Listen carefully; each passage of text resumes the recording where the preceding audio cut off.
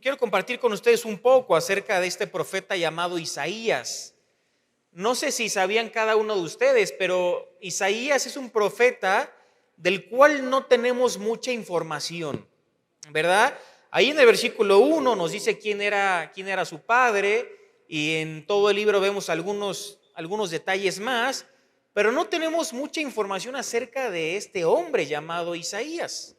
Lo que sí sabemos es que él fue un profeta, ¿verdad? A nosotros tenemos que recordar que siempre, el Antiguo Testamento como el Nuevo, están divididos de ciertas formas que los podamos comprender de una mejor manera, ¿verdad?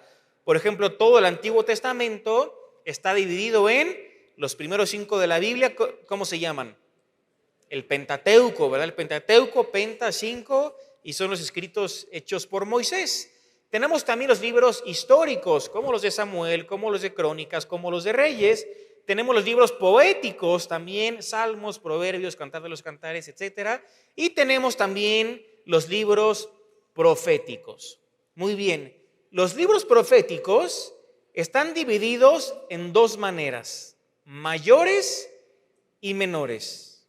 Los libros mayores y menores. Si tú nunca has escuchado esto, tal vez pienses a mayores porque seguramente fueron más importantes y otros fueron menos importantes. Bueno, esta no es la razón. Simplemente profetas mayores porque su contenido es más extenso y los menores tienen un contenido más corto. Por ejemplo, ¿quiénes son los mayores? Isaías, Ezequiel, Jeremías y Daniel. Y también puede entrar ahí Lamentaciones, porque son los lamentos del profeta Jeremías, ¿verdad? Y los profetas menores ya tenemos Oseas, Amós, todos ellos, ¿verdad? Entonces Isaías es el primero de los profetas mayores. Ahora, para que entendamos un poquito más, Isaías vivió en una época muy difícil, era muy difícil. No sé si ustedes recuerdan, pero la nación de Israel experimentó dos exilios. Uno por parte de los asirios y otro por parte de ¿quién? De Babilonia, ¿verdad? Con el rey Nabucodonosor. Ahora, para que entendamos un poquito de historia, recordemos que después del rey David, donde David durante su reinado logró que la nación estuviera unida, ¿verdad? Y después de que el rey David muere, entra como el sucesor Salomón. Salomón era hijo también de David, y Salomón entra en el reinado, va a estar 40 años ahí como rey, pero Salomón va a cometer muchos pecados, ¿verdad? De hecho, vimos la semana pasada con mi padre Alan los pecados y la apostasía del rey Salomón. Y como consecuencia de sus pecados, pues Dios le dijo que el reino se iba a dividir en dos. Ya antes de que estuviera David, ya el reino ya estaba dividido, pero David logró cierta unión. Entonces el reino se va a dividir en dos partes: el norte y el sur. La parte del norte es la parte de Israel y la parte del sur es la parte de Judá. Ahorita ya vemos Israel y ya es una sola nación, pero en esa época estaba dividida en dos: norte Israel y el sur, la parte de Judá. Ahora, ¿por qué se dividió la nación en dos partes? Después de que muere el rey Salomón, hay un hombre llamado Jeroboam que va a provocar una rebelión, ¿verdad? Ahí estaba gobernando Roboam, que era el hijo de Salomón, y bueno, era el nuevo rey, era el nuevo líder, pero en el pueblo había mucho descontento con todas las reglas fuertes que Salomón había implementado. Entonces este hombre Jeroboam empieza como ahora sí que a crear una rebelión en contra de Roboam. Y gracias a todo este conflicto que se da, pues la nación se va a dividir en dos partes: la parte norte y la parte sur. La parte norte fue conquistada por los asirios y la parte sur fue conquistada por Babilonia. Ahora, cuando el profeta Isaías ministra y profetiza, él se encontraba en Jerusalén, y Israel estaba a punto de ser conquistado por los asirios. Era a punto de ser conquistada por los asirios. Entonces, ¿qué es lo que va a hacer el profeta Isaías? Él le va a dar un mensaje al pueblo de juicio pero también un mensaje de esperanza. Juicio y esperanza. Isaías va a profetizar con Judá, o va a anunciar un mensaje de que ellos tenían que arrepentirse de sus pecados, de que no fueran iguales a sus hermanos del norte, a Israel, porque les pasaría exactamente lo mismo. Entonces es muy interesante que esto se cumple 100 años después casi de que Isaías profetiza. Tristemente el pueblo no hizo caso a la voz de Dios y el pueblo tuvo que pagar las consecuencias de su propio pecado. Pero por esta razón, hermanos, la nación se divide. Entonces Isaías va a ministrar principalmente a la parte sur, que es la parte de Judá. Ahora, ya habiendo dicho, para que entendamos un poquito mejor todo esto, vamos a leer algunos versículos ahí en Isaías capítulo 1, pero yo te voy a pedir que para que entendamos mejor toda esta porción, voy a utilizar como ejemplo o como ilustración la figura de un doctor y de un paciente enfermo. En este caso, el doctor va a ser Dios y el paciente enfermo va a ser el pueblo, va a ser la nación. Ahora, no hay que confundirnos con este ejemplo. No quiere decir todo esto que el paciente enfermo estaba buscando al doctor. Más bien es el doctor buscando al paciente enfermo por medio de un profeta llamado Isaías, diciéndole al pueblo: están enfermos. Esta es tu condición espiritualmente. ¿Nunca te ha pasado que conoces a alguien que está enfermo y dices: ve al doctor, y no quiere ir? No, ve, estás mal, estás sufriendo, ve al doctor. No, no quiero, no, solito. No, ve al doctor. Es lo mismo. Aquí el paciente no quería ir al doctor. Dios va a levantar un profeta para que el profeta le diga: hey, tienen que arrepentirse. Hey, tienen que acudir a Dios, tienen que acercarse a Dios, ¿verdad? Entonces recordemos, Dios va a tomar el papel del doctor y el pueblo del paciente enfermo. Yo resumí el papel del doctor en 3 maneras. Digo, no soy doctor, ¿verdad? Pero yo lo resumí en 3 maneras para que entendamos mejor esta porción. Lo primero que tiene que hacer un doctor, ¿qué es? Detectar la enfermedad. ¿Cómo lo hace esto? Por medio de estudios. Lo segundo que tiene que hacer es advertir contra la enfermedad, o sea, dar la interpretación de los estudios. Mira, ¿sabes qué? Esta es la radiografía que te hicimos, tú tienes esto, esto y esto y esto, y si no te cuidas te va a pasar esto, si no te tomas este medicamento te va a pasar esto, si sigue así. Es advertir contra la enfermedad ya habiendo interpretado los estudios. Y en tercer lugar, pues el doctor tiene que intentar curar la enfermedad, obviamente por medio de un tratamiento. Entonces recuerden los 3 pasos, porque es lo que va a pasar con la nación: detectar la enfermedad, advertir contra la enfermedad y curar la enfermedad. Veamos qué dice el versículo 2. Vamos a leer del versículo 2 al versículo 4.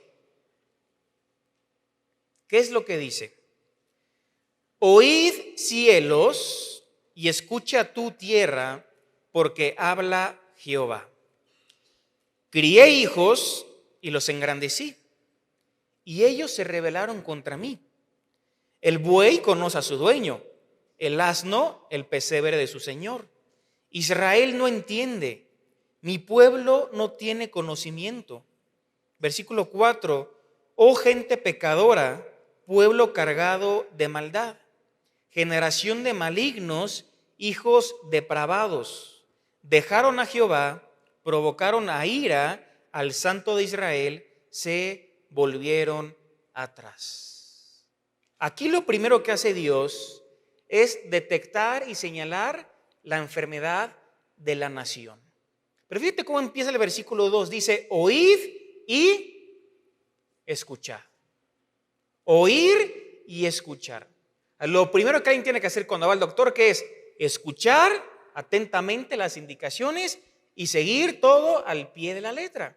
Pues aquí dice Dios: escuchen y oigan. ¿Por qué? Fíjate que dice versículo 2: porque habla Jehová.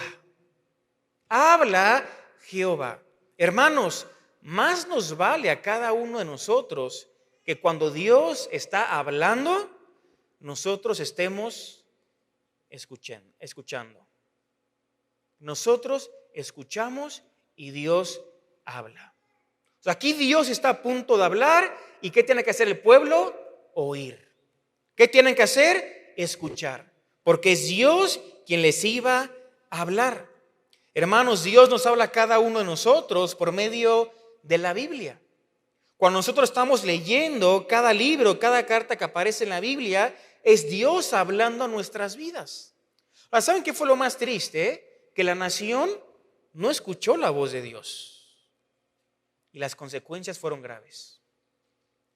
Las consecuencias fueron grandes. Déjame decirte en esta tarde, hermanos, no cometamos el mismo error y no ignoremos la voz de Dios. Dios quiere hablarnos a cada uno de nosotros.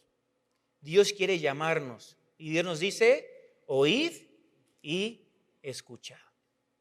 Ahora no sé si te diste cuenta, pero Dios le hace un estudio al pueblo. Dios le hace, siguiendo la figura del doctor, le hace una radiografía, ¿no? Que una radiografía pues te muestra todo lo interior, ¿verdad? Y ahí van a aparecer todo lo que tiene el pueblo.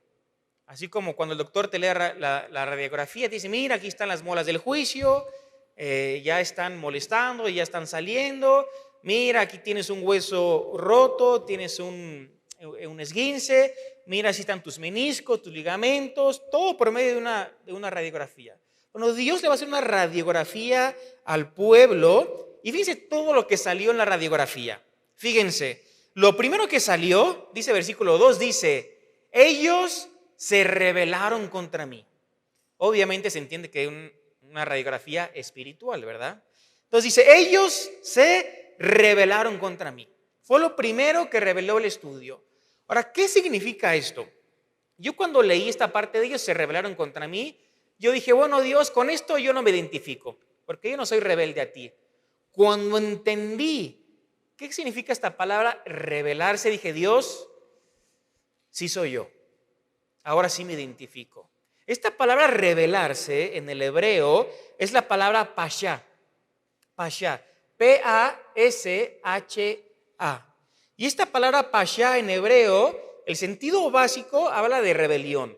Habla de una persona que se rebela. Pero es una palabra que todavía tiene un poquito más de profundidad. Según el diccionario Vine, esta palabra tiene dos etapas. Y apúntenlas bien estas dos etapas. La primera etapa de la rebelión es que justamente rebelión es independencia o autonomía. Eso es rebelión, independencia o autonomía. Cuando alguien dice soy autónomo, ¿qué quiere decir? Soy alguien que trabaja por mi propia cuenta. No estoy bajo ninguna empresa, bajo ninguna organización, soy una persona autónoma.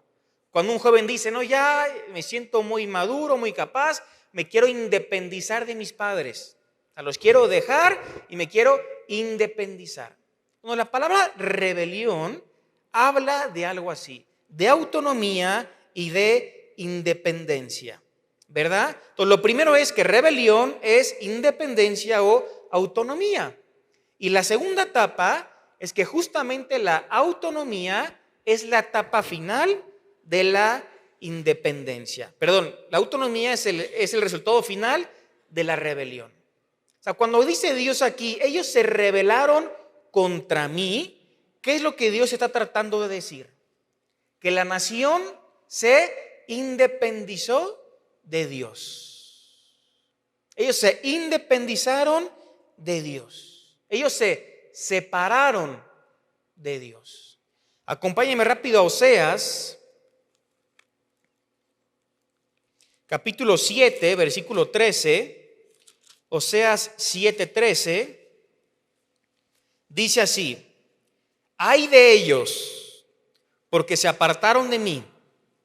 Destrucción vendrá sobre ellos, porque contra mí se rebelaron. Yo los redimí y ellos hablaron mentiras contra mí. Fíjense, ellos se apartaron, ellos se rebelaron.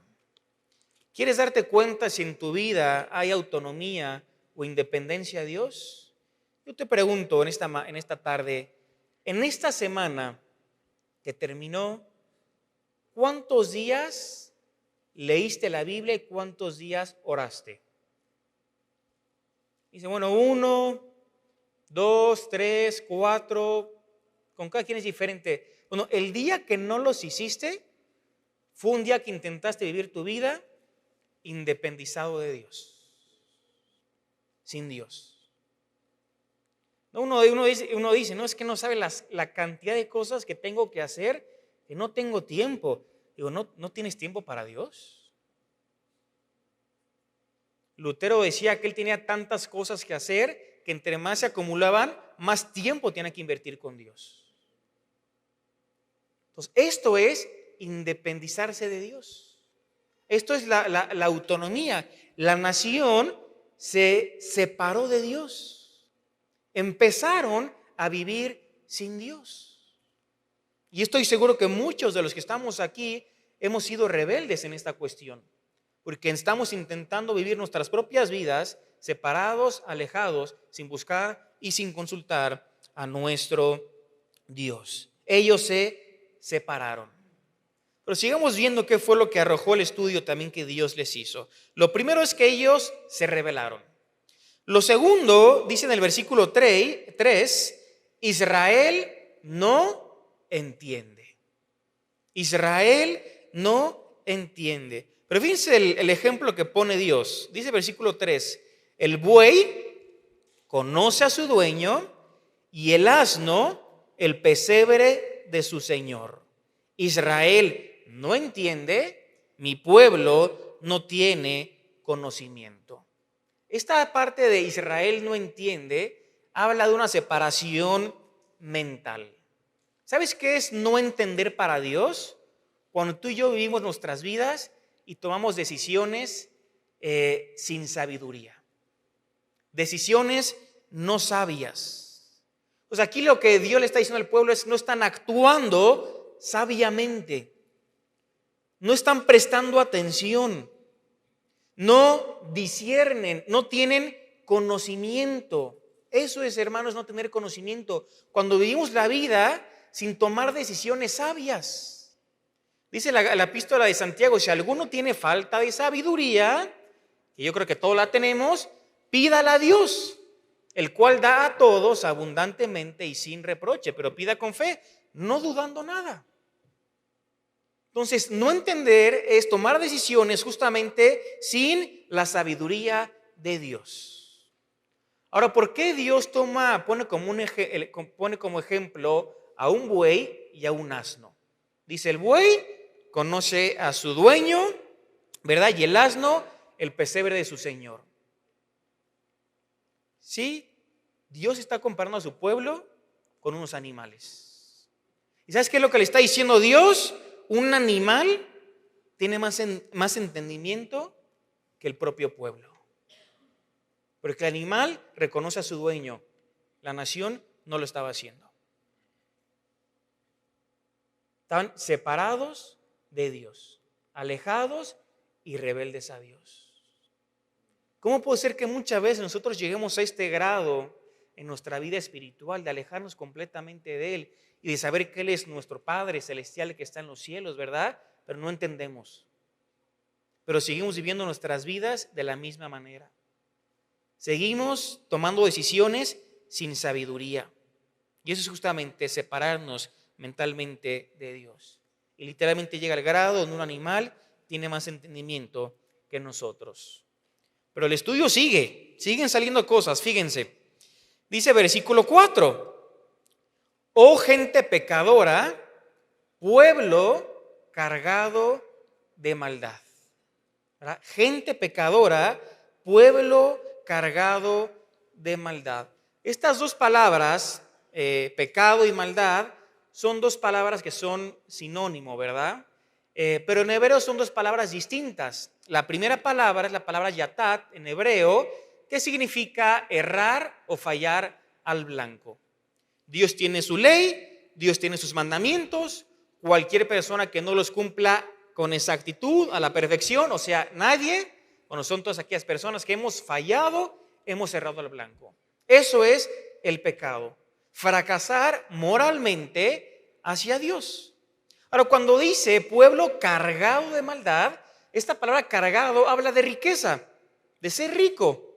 Entonces, ¿qué está diciendo Dios? Ellos son ricos, pero no materialmente, en maldad, en pecado, en iniquidad. Estaban cargados de maldad. Ahora, qué interesante que estas dos palabras Isaías las utiliza en el capítulo 6, versículo 7, donde dice: y tocando con él sobre mi boca, dijo: he aquí que esto tocó tus labios. Y fíjense qué dice después: es quitada tu culpa y limpio tu pecado. Aparecen estas dos palabras en hebreo en este versículo. El quita tu culpa es la palabra yatat, y es limpio tu pecado, la palabra awon, que es la palabra en castellano de maldad. Hermanos, el estudio sigue. Dios les dice: gente pecadora, pueblo cargado de maldad, pero lo siguiente que sale a la luz es: hijos depravados. Fíjense que dice el versículo 4: oh gente pecadora, pueblo cargado de maldad, generación de malignos, hijos depravados. ¿Qué está diciendo Dios aquí? La nación, mi pueblo, se ha corrompido. La nación se ha corrompido.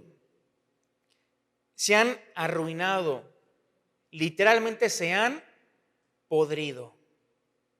Y ahorita van a entender por qué escogí la palabra podrido. Pero literalmente fue lo que sucedió con la nación. Se corrompieron, se arruinaron y se pudrieron. Fíjense cómo termina el estudio. Dice versículo 4: dejaron a Dios, dejaron a Jehová, provocaron a ira al Santo de Israel. Dice: se volvieron atrás. Hasta aquí todo lo que el estudio arrojó. Nos damos cuenta, hermanos, que cuando hay rebelión en nuestras vidas, cuando hay pecado, cuando hay maldad, cuando no hay entendimiento en cada uno de nosotros, cuando nos corrompemos, cuando nos arruinamos a nosotros mismos, cuando dejamos a Dios, están provocando a ira al Santo de Israel. ¿Por qué, hermanos? Porque siempre nuestro pecado es un ataque directo a la santidad de Dios. Porque Dios es un Dios que no tiene pecado. Haré un doctor que le diré a un paciente con todo esto, hermanos. No, digo, tal vez ya no haya solución, ¿verdad? Tal vez ya no hay tratamiento. Pero no era el caso. Por más que era tanta la maldad, todavía había una salida para cada uno de ellos. Esta, hermanos, era la condición espiritual del pueblo. La condición espiritual del pueblo. El estudio realizado por Dios reveló a una nación enferma espiritualmente por causa del pecado. Ahora, hermanos, yo les quiero preguntar de la forma más sincera en esta tarde: si Dios a cada uno de los que estamos aquí presentes nos hiciera una radiografía en este momento, un estudio, ¿cuántas cosas saldrían? ¿Cuánto pecado saldría? ¿Cuánta maldad? ¿Cuántas malas decisiones? ¿Cuánta rebeldía saldría? ¿Cuánta rebelión? ¿Cuánta autonomía? ¿Cuánta independencia hacia Él? Hermanos, ¿podemos ver alguna de estas características en nuestra propia vida? Yo, si te soy honesto, yo sí veo características de estas en mi propia vida. Y es lo mismo que Dios está haciendo con el pueblo, lo que quiere hacer con cada uno de nosotros en esta tarde. Mostrarnos cuál es nuestra condición espiritual delante de Él. Y ver si hay algo de lo cual en esta tarde tengamos que arrepentirnos delante de Él. Entonces ya vimos lo primero, que es detectar la enfermedad. Ya vimos el estudio realizado por Dios. Ahora dijimos que el segundo paso era advertir contra la enfermedad. O sea, va la interpretación todavía del doctor, la interpretación de Dios de todo lo que estaba sucediendo. Fíjense qué es lo que dice el versículo 5. Empieza con dos preguntas. ¿Por qué querréis ser castigados aún? Siguiente pregunta. ¿Todavía os rebelaréis? Fíjense la interpretación. Toda cabeza está enferma y todo corazón doliente. Versículo 6. Desde la planta del pie hasta la cabeza no hay en él cosa sana, sino herida, hinchazón y podrida llaga. No están curadas, ni vendadas, ni suavizadas con aceite. ¿Verdad? Ni suavizadas con aceite. Hermanos, aprendemos tres cosas en estos versículos rápidamente y breve en cuanto al pecado. Lo primero, la necedad del pecado. La necedad del pecado. Fíjense las dos preguntas que hace Dios. ¿Por qué? Y la segunda es, ¿todavía? ¿Por qué? Y todavía. Ellos ya estaban sufriendo. Ellos ya estaban pagando las consecuencias de sus propias decisiones. Pero les dice Dios, ¿por qué quieren ser castigados todavía más? Y no solamente les dice eso, les dice también ahí en el versículo, ¿todavía os rebelaréis? O sea, ¿van a seguir de la misma manera? ¿Van a seguir con el mismo tipo de rebeldía? Hermanos, yo me he dado cuenta que muchas veces estamos mal, lo sabemos, lo reconocemos, pero no hacemos nada para cambiar. Y es Dios preguntándonos, ¿quieres seguir viviendo de esa misma manera? ¿Por qué? ¿Todavía quieres seguir así? Ya sufriste, ya pagaste las consecuencias, ya te alejaste, ya viste a tu familia, tu matrimonio a punto de separarse, de romperse, ya viste la vida de tus hijos, cómo le ha afectado tu pecado y quieres seguir viviendo así. ¿Por qué? Por la necedad del pecado. El pecado nos engaña de tal forma que podemos estar pagando las consecuencias y no hacer nada para cambiar. No solamente la necesidad del pecado, en segundo lugar, el sufrimiento que provoca el pecado. No sé si te diste cuenta, pero aquí en la porción que leímos, vimos que el pecado contamina. Porque ¿qué decía? Dice, desde la cabeza hasta los pies, todo está, dice, toda cabeza está enferma y todo corazón está doliente. Desde la planta del pie hasta la cabeza. Entonces el pecado va contaminando. Va contaminando. Fíjense, hermanos, que cuando dice que la cabeza está enferma y el corazón doliente, ¿sabes qué significa estas dos palabras? Esto nos habla de ansiedad. Esto nos habla de miseria. Esto nos habla de quebranto. Nos habla de dolor, nos habla de sufrimiento. Todo esto es lo que provoca el pecado. Una vida de ansiedad, de miseria, de quebranto, de dolor. El pecado trae sufrimiento a la vida de las personas. Ahora fíjense que el sufrimiento puede ser tan grande que fíjense las características que da Dios. Dice herida, hinchazón, podrida llaga, no están curadas, ni vendadas, ni suavizadas con aceite. Hay una herida que se está describiendo así de esta manera, desde la cabeza hasta los pies, herida, con hinchazón, podrida, sin aceite, sin cura. Fíjense, el dolor físico de alguien así. Pero aquí está hablando de algo espiritual. Espiritual. Entonces, en primer lugar, la necedad del pecado. En segundo lugar, el sufrimiento provocado por el pecado. Pero en tercer lugar también las consecuencias del pecado. Porque ¿qué es lo que dice el versículo 7? Fíjense, la tierra está destruida. Las ciudades puestas a fuego. La tierra delante de ustedes comida por extranjeros y asolada como asolamiento de extraños. O sea, ellos ya estaban experimentando las consecuencias de su propio pecado. Y cuando el norte fue conquistado por los asirios, fue como consecuencia de su propio pecado. Y como cuando el sur fue conquistada por Babilonia bajo el rey Nabucodonosor, fue consecuencia de su propio pecado. Hermanos, démonos cuenta por medio de la Biblia que de la necedad del pecado, de su engaño, del sufrimiento y de sus consecuencias. Ahora, yo creo que muchos hermanos podemos identificarnos con cada una de estas características porque las hemos experimentado en nuestras propias vidas. Entonces Dios da la interpretación al pueblo y dice, esto es lo que tú tienes y esto es lo que te va a pasar. Estas son las consecuencias.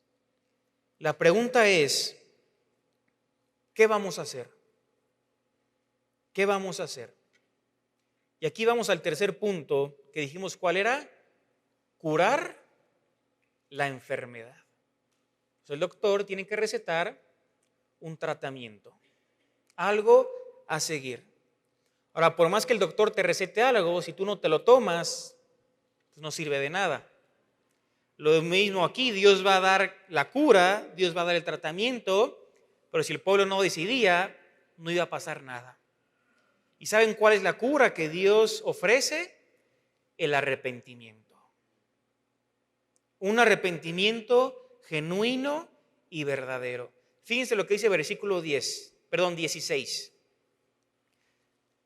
Quiero que observen las primeras dos palabras, nada más primero.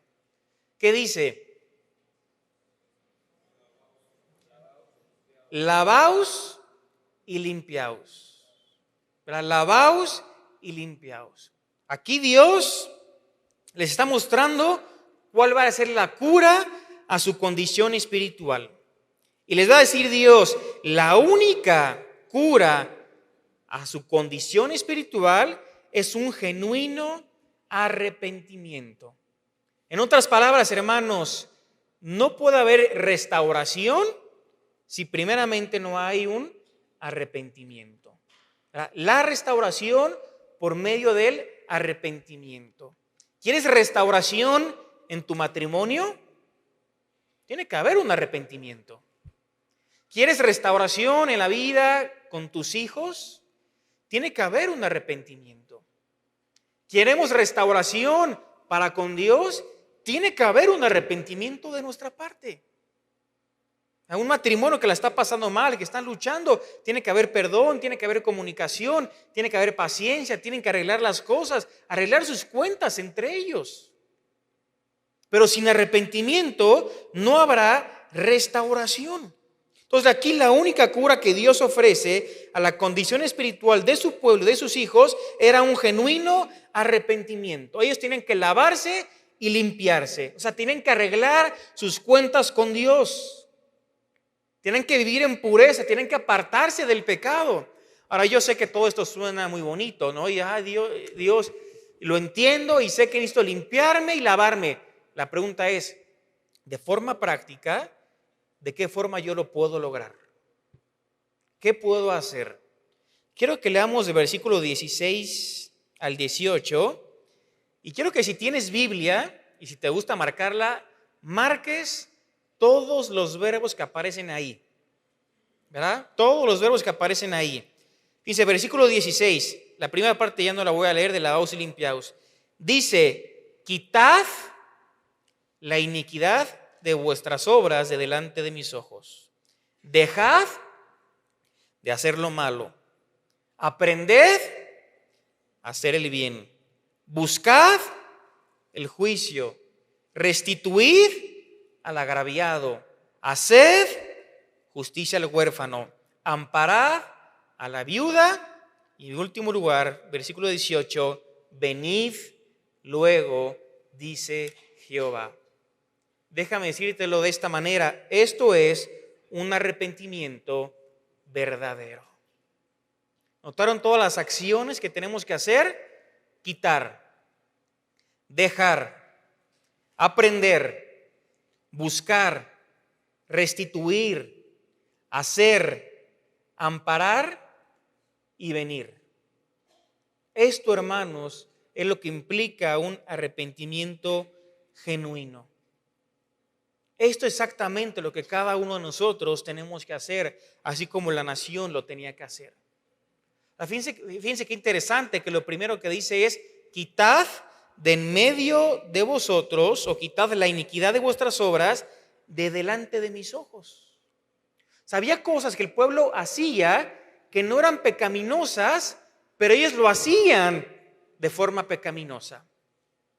Dios manda al ser humano que trabaje, ¿verdad? Dios desde el Génesis establece que el ser humano tenía que trabajar para poder vivir. Pues el trabajo es algo que viene de parte de Dios, ¿verdad? Todo lo tenemos que hacer, todos tenemos que trabajar. Ahora, tú puedes hacer tu trabajo de forma pecaminosa. Si engañas, si estafas, si robas, si quedas mal, eso es hacerlo de forma pecaminosa. Entonces, ¿qué está diciendo Dios? A las obras que hacemos de forma diaria, quiten de eso la iniquidad de delante de mis ojos. O sea, empecemos a vivir nuestra vida comportándonos como Dios quiere que lo hagamos. Fíjense la segunda palabra que dice: dejad de hacer lo malo. ¿Realmente hay arrepentimiento en nuestras vidas? Muy fácil, deja de hacer lo malo. Deja de hacer lo malo. ¿Te emborrachabas? Deja de emborracharte. ¿Te drogabas? Deja de drogarte. ¿Le eras infiel a tu esposo o a tu esposa? Deja de hacerlo. Personas solteras, fornicabas con tu novio o con tu novia, deja de fornicar. Deja de hacer lo malo, dice Dios. Deja de hacer lo malo. Esto implica un arrepentimiento genuino, dejar, abandonar el pecado. Fíjense la tercera palabra que dice: aprended a hacer lo bueno. Aprended a hacer lo bueno. Me gusta la historia de un joven donde su mamá estaba muy preocupada porque este joven tenía muchos problemas con las drogas, y la mamá preocupada le dice al joven, le dice a su propio hijo: es que hijo, tienes que cambiar, las drogas te están matando, te están destruyendo, ve ya cómo estás. Y él dijo: sí, mamá, yo dejo las drogas, pero ¿qué hago? No sé hacer otra cosa.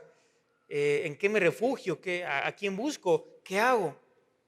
La mamá, toda preocupada por lo que su hijo le había dicho, dice: pues, ¿qué hago? Sí, le tengo que ofrecer otra alternativa a las drogas. Ella acude con un pastor, le cuenta esta problemática. El pastor recibe a este joven, lo empieza a discipular, le empieza a compartir la palabra de Dios, le empieza a enseñar, le enseña un camino distinto. Y este joven, gracias a Dios, cambió su vida por completo. Es lo mismo, hermanos, dejamos de hacer lo malo, pero ¿ahora qué? ¿Cuál es el siguiente paso? Aprender a hacer lo bueno. Porque ninguno de los que estamos aquí es algo con lo que nacemos. Según la Biblia, todos nacemos muertos en nuestros delitos y pecados. Todos nacemos con una inclinación hacia lo malo, hacia lo que no agrada a Dios. Yo a mi bebé le tengo que enseñar a portarse bien, a hacer lo bueno. Lo mismo cada uno de nosotros. Tenemos que aprender. Le puedo decir: Dios, enséñame a hacer lo bueno. Dios, quiero aprender. Dios, moldéame. Dios, cambia mis pensamientos, cambia mi perspectiva, cambia mi manera de ver la vida. ¿Lo podemos hacer? Yo creo que sí. Después dice: restituid al agraviado, haced justicia al huérfano y amparad a la viuda. Todo nos habla de buenas obras, buenas acciones que como creyentes tenemos que hacer. Según ya Pablo en el Nuevo Testamento dice que son buenas obras que Dios ha preparado de antemano para que andemos en ellas. Esto es aprender a hacer lo bueno. Amar a Dios, amar al prójimo, amar a las personas. Pero me gustaría terminar con la última, que pienso yo es la más importante, que es la que dice versículo 18. ¿Cómo empieza? ¿Cuál es la primera palabra? Venid. Esta palabra venid, hermanos, es una sola palabrita, pero nos habla de mucho. Porque es una oportunidad de parte de Dios de acudir a Él. Es la oportunidad que Dios te está dando en esta tarde de que te arrepientas, de que cambies tu vida, de que le confieses su pecado, de que empieces a tomar decisiones con sabiduría, de que dejes tu autonomía, tu independencia hacia Él y que lo empieces a buscar. Esta palabra es la gran esperanza para cada uno de nosotros, que aún siendo pecadores, aún siendo lo vil y lo menospreciado, Dios nos dice, ven a mí, ven a mí. Sí, Dios nos recibe tal y cual estamos, pero no para dejarnos igual, para transformar y cambiar nuestras vidas. Entonces dice Dios, vengan a mí, acérquense a mí. Y dice la hermosa promesa de parte de Dios, que dice, venid luego, dice Jehová, y estemos a cuenta. Vamos a arreglar nuestras cuentas con Dios. Muy bien, Dios, ¿qué es lo que tú nos prometes? Si tus pecados y mis pecados fueren como la grana, como la nieve serán emblanquecidos. Si fueren rojos como el carmesí, vendrán a ser como blanca lana. Fíjense, utiliza la grana y el carmesí. Color rojo, color sangre. Y si tus pecados son de esta manera, no te preocupes. Ven a mí y yo, Dios, los haré, como la nieve, van a ser emblanquecidos. Vendrán a ser como blanca lana. Es un arrepentimiento, buscar a Dios, dejar un giro de 180 grados donde yo dejo el pecado y voy en dirección a Dios. Lo busco, acudo a Él, a la única persona que puede cambiar y transformar realmente mi vida. Y por más pecado que haya, por más maldad que haya, Él nos promete que nuestros pecados serán perdonados. Ahora, ¿te acuerdas cómo empezaba el versículo 2 que leímos? Oíd y escuchad, porque Jehová habla. Fíjense cómo termina el versículo 19 y el versículo 20.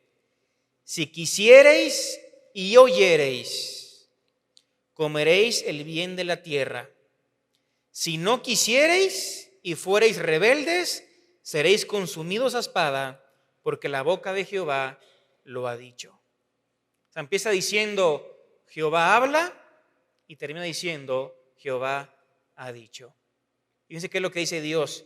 Ya han escuchado, ya han oído, ya se han dado cuenta de su condición espiritual.